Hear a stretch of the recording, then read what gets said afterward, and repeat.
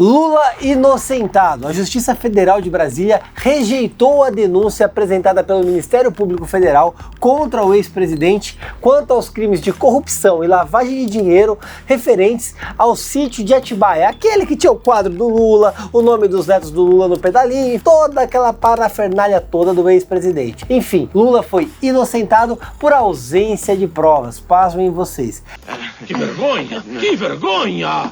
E é sobre isso que eu vou falar no vídeo, mas a gente já sabe, se inscreve no canal, ative o sininho para receber as notificações sempre que eu fizer um vídeo falando alguma coisa de qualquer assunto e não esquece de deixar aquele like maneirão aqui no vídeo. Sem mais delongas, sem enrolar demais, sem ficar fazendo proselitismo, vamos direto pro vídeo. Para atualizar vocês do que aconteceu, o STF julgou o Sérgio Moro suspeito para julgar os processos do Lula, especialmente quanto ao caso do Triplex e todos aqueles que eram decorrentes da Operação Lava Jato.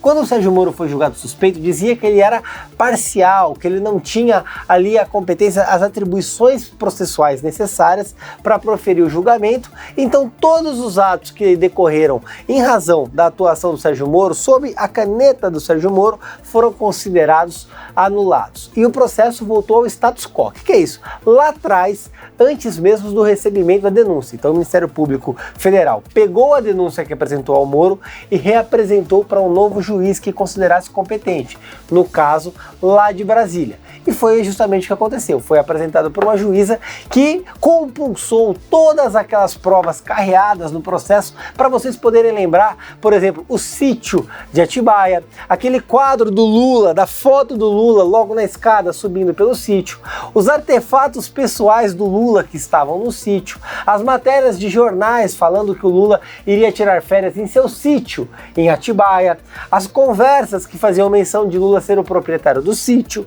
as conversas dos caseiros do sítio, os pedalinhos com os nomes dos netos do Lula que constavam ali no sítio e outras tantas dezenas e centenas de provas que foram coletadas ao longo de anos da Operação Lava Jato. Além, é claro, dos depoimentos testemunhais de Antônio Palocci, da OAS, da Odebrecht, enfim, dos empreiteiros todos, porque a lavagem de dinheiro estaria sendo feita inclusive com o sítio. Esse era o proveito que o Lula tirava da propina que ele recebia ali com esses empreiteiros. Enfim, nada disso valeu. A juíza entendeu, abrindo aspas, que não foram apresentadas provas que subsistiram à anulação procedida pelo Supremo Tribunal Federal. Resumindo, ela disse que as provas juntadas no processo não eram suficientes para sustentar a persecução criminal, o processo crime contra o senhor Luiz Inácio Lula da Silva em razão das denúncias que eram ali apontadas. E por conta disso, ele tinha que ser considerado inocente. Tudo aquilo foi simplesmente rechaçado. Não haviam indícios legais suficientes para processá-lo. Para você ter uma ideia como é que isso funciona, é assim: o Ministério Público vai lá, coleta provas, faz inquirição, fala com testemunha, enfim, monta o processo. E aí ele decide se ele apresenta ou não a denúncia. Quando ele apresenta a denúncia é porque ele vê indícios de autoria e materialidade delitiva naquele tipo penal para dizer que o sujeito tem que ser processado. E aí ele vai a julgamento para ser julgado inocente ou culpado.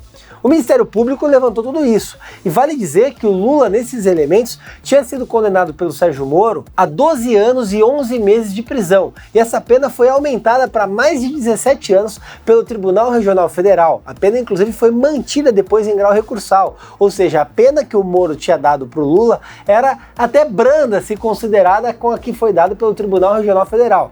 Mas independente disso, a despeito de tudo isso, a juíza entendeu que não tinham elementos suficientes para sequer apresentar a ação. Para e pensa você, se você tem um amigo, por exemplo, você vai colocar pedalinho com o nome dos seus filhos na casa dele, guardar suas coisas na casa do amigo, eu queria eu ter um amigo assim. É óbvio que não existe esse amigo, é óbvio que se trata de um grande esquema de corrupção. E não bastasse a própria sentença ter reconhecido, ter dito, alegado nulidades ali processuais que inviabilizavam a manutenção do processo e dizendo Reitero, a ausência de provas do que sabemos que era cabalmente comprovado. Pior, a própria defesa do Lula saiu dizendo que era claramente uma perseguição política, criando toda a narrativa para sustentar os elementos de perseguição que o Lula tanto quer apresentar numa eventual candidatura a presidente em 2022. E por falar de Lula candidato em 2022, é importante reiterar que esse tipo de decisão somente aconteceu por conta do acordão que o Bolsonaro fez junto ao STF para blindar o filho Flávio Bolsonaro, e que isso já veio falando em vídeos, inclusive há mais de um ano, quando todo o acordão do Bolsonaro foi construído e que tudo começou a se desenhar. Então a gente vê elementos sérios aqui que dão base agora para o Lula concorrer à eleição presidencial em 2022 e com chances reais, uma vez que a ficha dele vai se tornando tão limpa quanto a sua, quanto a minha, quanto a de qualquer pessoa, mesmo se tratando do maior criminoso da história desse país. É lamentável que isso aconteça, é importante que a gente compartilhe esse conteúdo para que as pessoas saibam da verdade, porque por mais que o Lula eventualmente possa ser candidato, nós não podemos deixar as pessoas esquecerem quem esse sujeito é, o que ele já fez e o que ele pode fazer caso volte à presidência da República. Tamo junto, um abraço e vamos processar tudo.